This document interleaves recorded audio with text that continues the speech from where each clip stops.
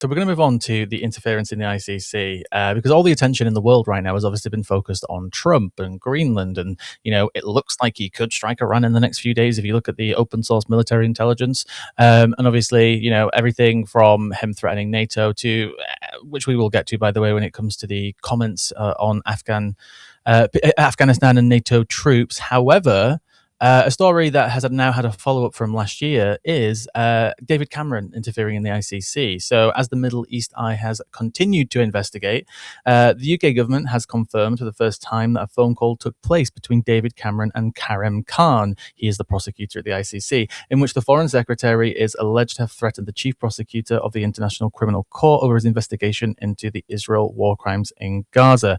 So the Middle East Eye actually reported on this last year, and they initially reported that Karim Khan was actually threatened by David Cameron to essentially destroy the court. Ooh, can we get that graphic down now, actually? Because I've gone off script.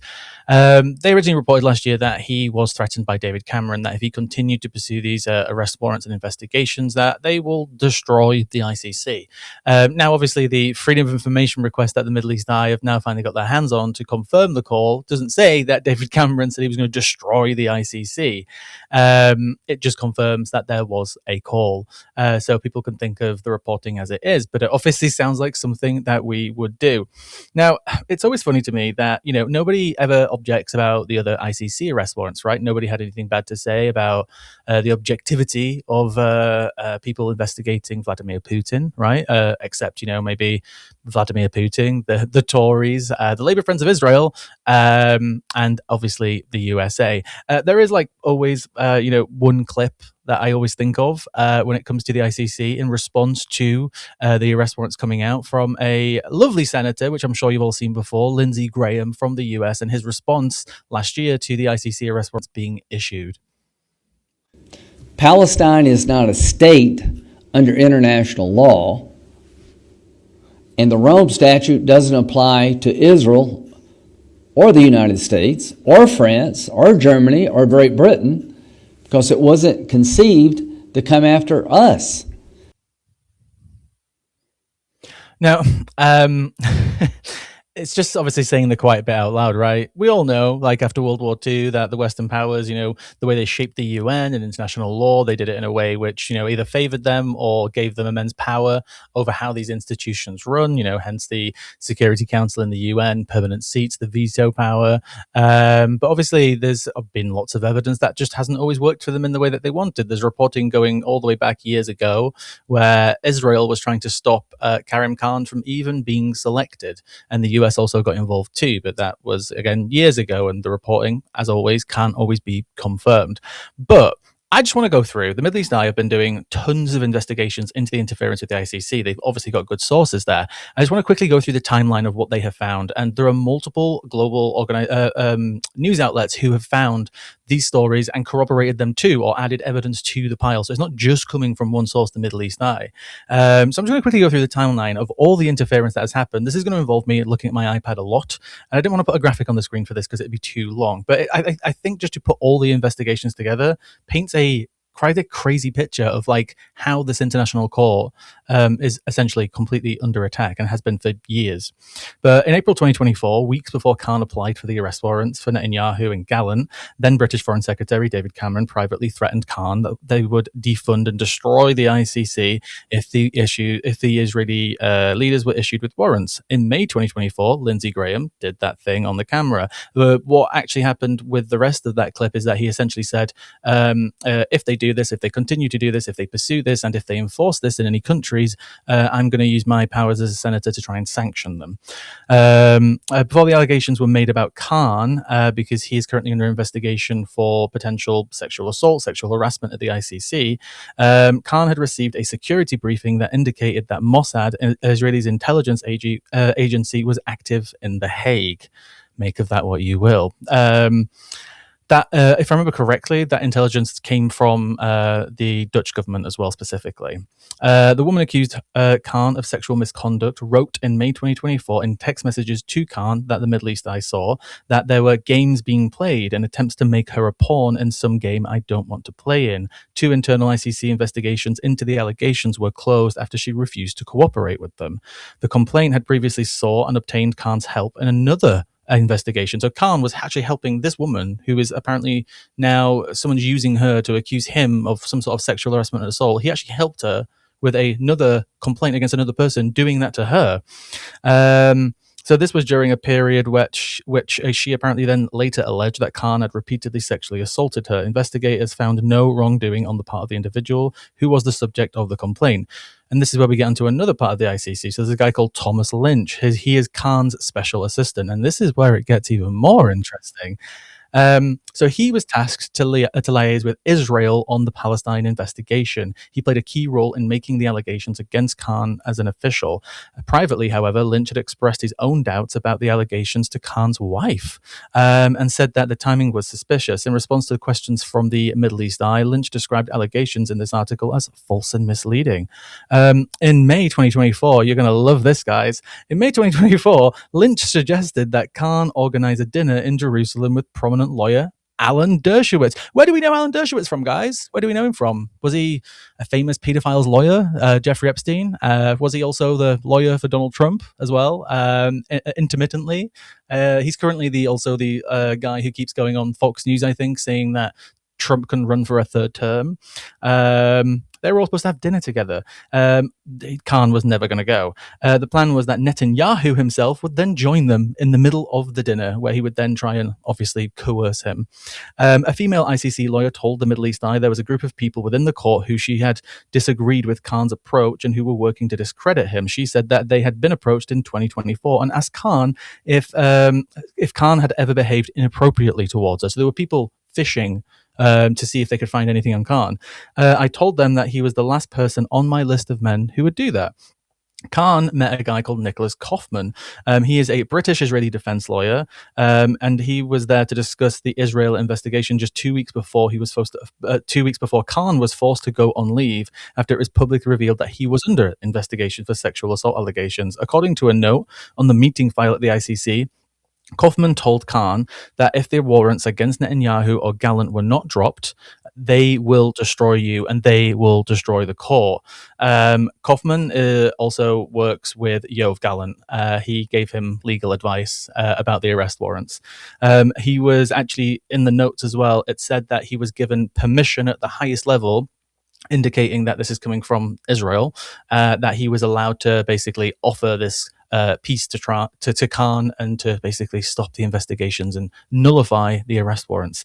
2 former ICC judges have also told the Middle East Eye that they have grave concerns about the way that the OIOS, this is the team who are investigating the allegations internally, about Khan, the way that they've been conducted, questioning why the prosecutor was publicly named as the subject of a complaint and the need for an external investigation into his conduct. It was also leaked as well previously that it was actually his special assistant, who was the guy who essentially leaked on him. And there's a lot going on here, right? This is Cameron trying to interfere with the court. It's Israel. I would also recommend, I've covered it before on here, a investigation that the Guardian did with the Palestinian outlet. I forget its name. I do apologize. It's called like 971. People can correct me in the comments. They did a joint investigation on how the previous ICC prosecutor, it was called Fatou Bensouda. Again, I'm telling this off the top of my head. Israel followed her around the world. They turned up at her house. They turned up at her home with a bag of money, trying to threaten her. They apparently, according to the investigation, even showed her transcripts of phone calls between her and her husband. The former head of Mossad was literally following her around the world, turning up at conferences, hotels, and just obviously giving subtle and sometimes more direct hints that we are watching you. We're watching you and what you're doing. I would, again, really recommend going to read that investigation. If you just search the Guardian ICC investigation, I'm sure it will come up immediately. It's incredible the interference that has happened over the years. And again, what it does is discredit the entire court. If they manage to harm and damage the court, think about this, right? They have just brought in the former Philippines leader, right? He has just been arrested just months ago and taken to The Hague for his trial. The ICC are currently investigating what's going on in Sudan. The ICC, I believe, have issued around 40 to 50 arrest warrants since it was created in the early 2000s. And they have prosecuted many bad people.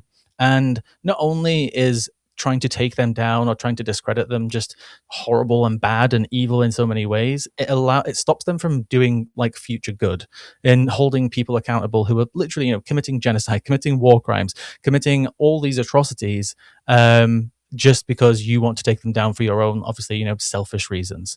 And that's kind of where it makes me it just makes me sad. It genuinely makes me sad because the ICC have done some good work. It's questionable because of their, bias and the influence that's been on the ICC not to go after Western leaders.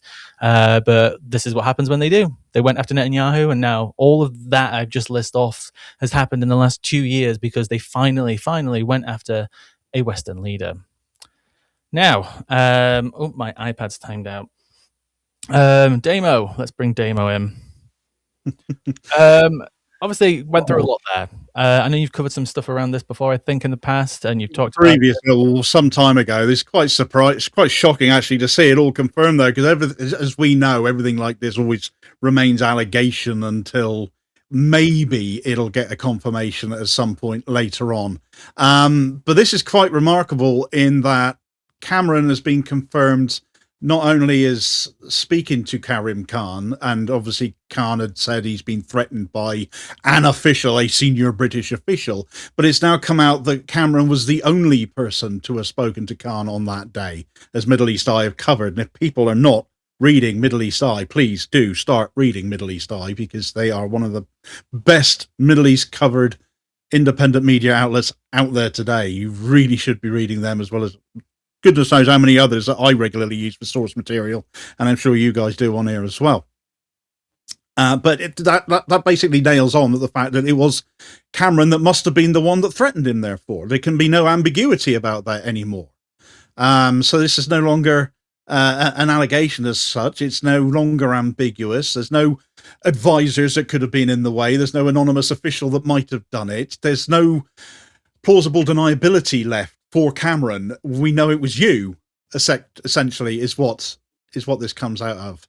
And the timing of everything that Cameron did is all the more damning, because it was all 1 month before Khan issued those arrest warrants against Benjamin Netanyahu and Yoav Gallant. And you mentioned the Philippines a minute ago, and Duterte, who was the guy that was arrested. And what's the big difference between Duterte and Netanyahu and Gallant? And I can't help but think, well, Lindsey Graham nailed it on, really, didn't you? It's white supremacy, it's skin color, it's racism, essentially. And that's something that the court really needs to examine in and of itself. And this really ought to be shining a light on that somewhat. But that ended up, you've got this call that's taken place 1 month before that. And of course, we then know that Khan obviously went ahead and issued those arrest warrants anyway. And of course, the threat from Cameron was the withdrawal of funding from the ICC, which completely undermines the excellent work that the ICC has actually done. It prosecutes criminals based on, terrorism and the like. Whereas you get the ICJ that prosecutes nation states, you have the ICC that targets the individuals who will be responsible for that, which is why we've seen Gallant and Netanyahu with these arrest warrants issued against them, which is curbing their ability to travel. Netanyahu, of course, hasn't been able to go to Davos to sign Trump's blasted Board of Occupation bill, or whatever he's calling it. Peace, it's not. But of course, he didn't go to Switzerland because Switzerland said they didn't act the warrant, so he couldn't go. Oh dear, how sad. Never mind for that. But it strikes to the heart of judicial independence here. The ICC is basically being told, you're not supposed to prosecute people like this. What are you doing? Which makes a farce of global justice. You can't have proper court proceedings. You can't have proper diplomacy in an even-handed way across the world. What's happening here is leverage being applied to the chief prosecutor based on who he's choosing to prosecute, because it's a Western ally. And people have tried to accuse him before because he has he's a British Muslim, that he might be biased, but he's actually got a long history of actually taking on like Islamic extremist groups. He's used his power, he's used his investigative power to investigate, Islamic extremist groups. Like the idea that he's like somehow biased, I think you'd have to display that somewhere more than just the fact that he's a British Muslim. And by the way, he's a British conservative Muslim. I just want to add that in, like as in Conservative Party. His brother was a MP as Hey, well. We won't talk about him. no, don't talk about that one. No. Uh, um, Google it. Anyway, what frustrates me with all of this is that you can go back and find more. Apparently, people will see this and maybe like the US is also intervening because they have, just because it's Israel, but it's actually not that, because again, the Middle East Eye and other people have reported in the past that the US started to turn its attention to the ICC once the previous prosecutor started looking into Afghanistan. And apparently, according to, again, reporting, they did actually drop their inquiry into war crimes in Afghanistan by individual soldiers, because that's what the ICC does. It does individuals, not states. And they dropped it because of the pressure. Again, more injustice. And on top of that, I just double checked while you were talking in the background. Thomas Lynch, who we mentioned before, his special assistant, the Wall Street Journal also reported that they got a hold of some emails which proved that Thomas Lynch, his special assistant, who is a Netanyahu, unfortunately, linked lawyer who works for the ICC, actually is the one who leaked the allegations against Khan. So it couldn't be kept as an internal affair. And also, if you remember, when that story actually got leaked, it was 90 minutes later, if anybody remembers this, it wasn't well reported on, that a random Twitter account just appeared on Twitter, starting publishing all the allegations against Khan. Just a random anonymous account that was created, came out of nowhere, and started publishing all the allegations against Khan around 90 minutes after the story of Khan's investigation into him appeared in the media. So again, just lots of weird stuff.